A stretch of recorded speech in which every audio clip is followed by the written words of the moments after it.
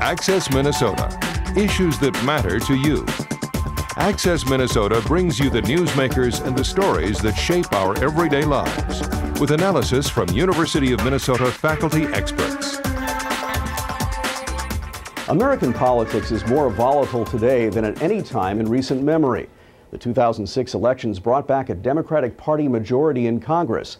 In 2008, the Democrats picked up more congressional seats and claimed the White House. But that advantage was short-lived. The 2010 midterm elections were a Republican rout, and Democrats fell across the country in Congress, state legislatures, and governorships. In Minnesota, that election brought us the first Democratic governor in more than 20 years. But the Republicans reclaimed the legislature and picked up a U.S. House seat. A prolonged economic malaise is stirring voter angst, and the partisan divide may be deeper than at any point since the Civil War. This month on Access Minnesota, University of Minnesota political science professor Kathryn Pearson gives us a sense of what to expect this election season. We'll look at the latest polls and preview the choices facing Minnesota voters in November, from the constitutional amendments to the state legislative and congressional races to the battle for the White House. Kathryn Pearson is an associate professor of political science at the university, also a recent recipient of a Moore's Alumni Distinguished Teaching Award. Kathryn, welcome back to Access Minnesota. Thank you. It's great to be here. Now, most of our focus is going to be on the state elections, our state congressional races, our state legislative races, but we do want to start out talking a bit about the presidential election. What have the polls been looking like so far? We have some more recent polling numbers in on the Romney-Obama race, and what is it showing? Well, we're seeing a big gap, which we would expect, an 8-point gap, with the president having 48% and Romney having 40%. But on the other hand, we're also seeing a president who's struggling to get 50%. And so that suggests that, this race could get tighter. It remains to be seen. I don't expect that Minnesota will move into the swing state category, as Obama has enjoyed a pretty wide lead consistently. But again, the fact that it's not at that critical 50% mark suggests that, the GOTV operation in the field that's already in place by the campaign will continue, and we could see ads. On the other hand, I'm sure the Romney campaign is watching this, and if it looks like it might get tighter and could expand to a battleground state, they would be ready to jump in. But for now, I would predict that it's likely to stay status quo. Tell us about the coattail effect. If Obama does indeed get a good lead in Minnesota, will the other Democratic candidates benefit from that? Well, we saw that in 2008, certainly. But because pundits, political scientists like myself, expect this race to be closer, it's less clear that there will be a national tide in the 2012 elections as there was in 2008. So really, I think what we're seeing is a series of elections that are really focusing on national issues, but yet being fought on a district-by-district basis. In 2008, voter turnout was exceptionally high. We should point out in Minnesota, historically, Minnesota has always had good voter turnout. This time around, though, it seems like there's an enthusiasm gap for both parties. Do you anticipate that the numbers of voters will be down in this election cycle? And that's right. We have seen an enthusiasm gap. I think Democrats were buoyed by an increase in enthusiasm after the convention, Republicans a little bit less so. But this isn't 2008 in terms of the enthusiasm that we're seeing on either side. On the other hand, one of the reasons that Minnesota voter turnout is so high is because people are civic-minded, civically engaged. We have same-day voter registration, and so people are used to coming to the polls, particularly during presidential elections. So I think for a lot of those voters who've shown up at the polls regularly for presidential elections, they will still turn out. What is less clear is whether or not new voters will be as excited as they were 4 years ago and enter the system at the same rate. If voter turnout is high, does that benefit one party over the other typically? Well, in Minnesota, I think it will benefit the Democratic Party. When we see lower voter turnout, it often benefits Republicans because low voter turnout is often associated with people who are lower in the socioeconomic status staying home.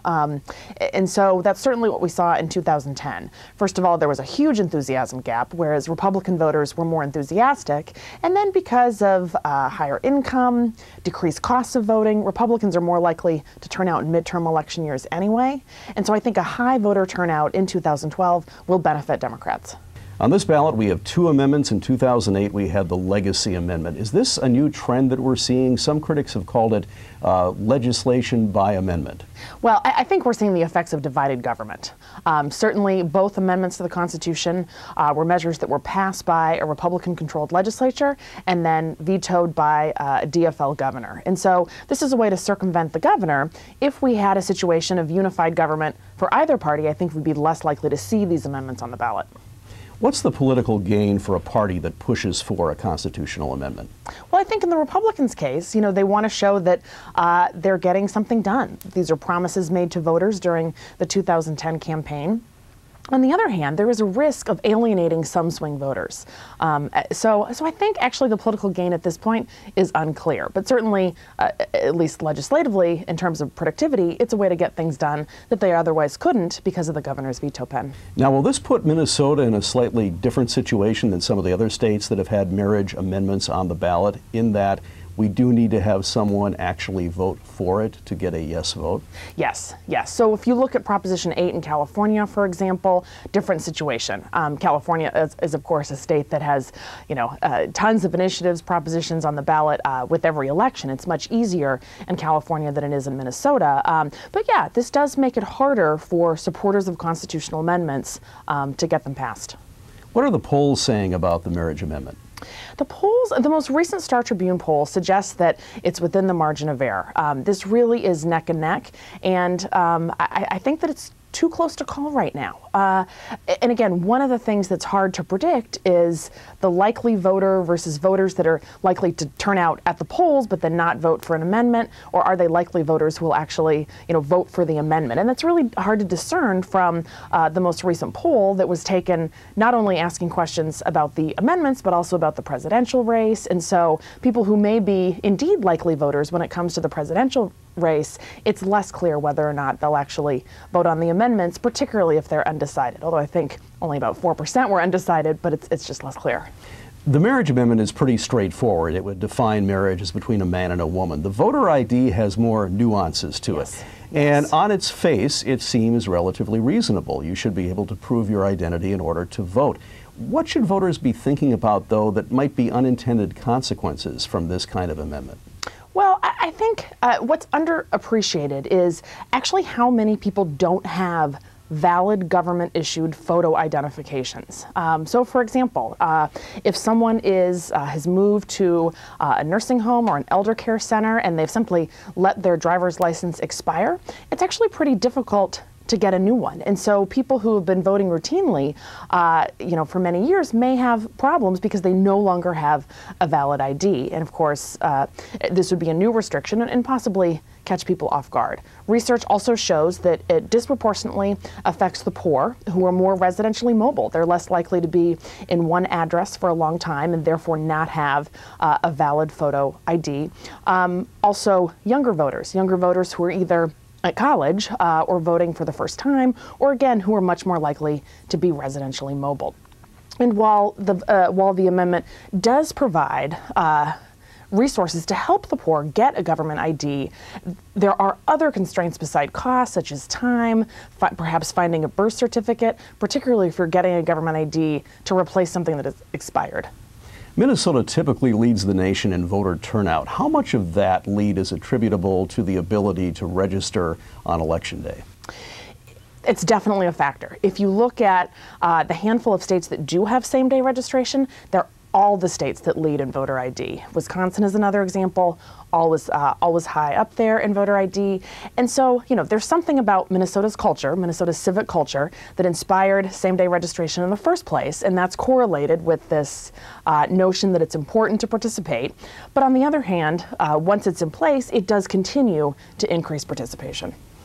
We've heard on the con side of the amendment talk about the immense cost of it, because the government will have to provide free of charge a suitable ID for people who cannot afford it. What have you heard about the cost of this amendment in the end? Well, I've heard actually all sorts of contradictory numbers, and so I think that's one of the things that's less clear about that. And certainly, if people who pay close attention are hearing different numbers, voters, I think, are largely unaware that this will be costly and actually how much it will cost.